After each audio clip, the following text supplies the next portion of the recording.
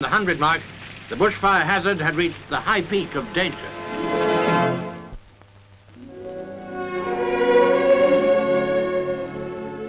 Throughout Britain and the Commonwealth, throughout the capitals of the world, flags have been flying at half-mast. And from all over the world, tributes have been paid to him. In the words of Her Majesty the Queen, the whole world is the poorer by the loss of his many-sided genius.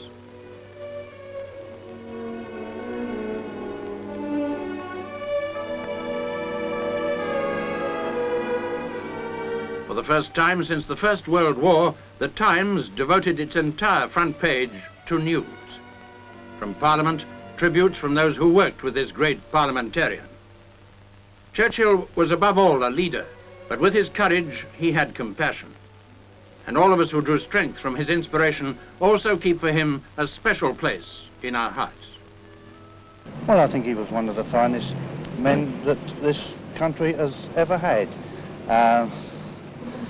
Probably he wasn't right in all his opinions, but if he made up his mind, he stuck to it, and he didn't care whether he offended or pleased. He had something special about him. The way he spoke, he was a great orator, and he could do many things that other people couldn't do.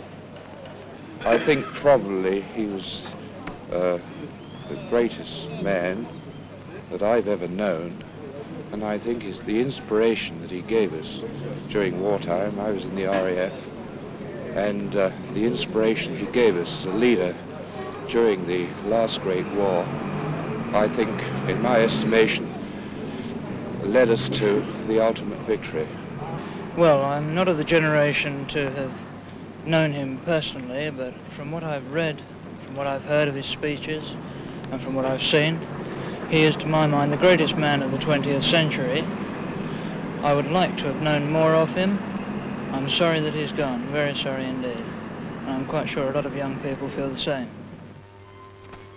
In the borough of Woodford and Wanstead in Essex, the statue erected by his constituents has become a shrine to the man who served them. The man whose mortal remains now lay in state in Westminster Hall.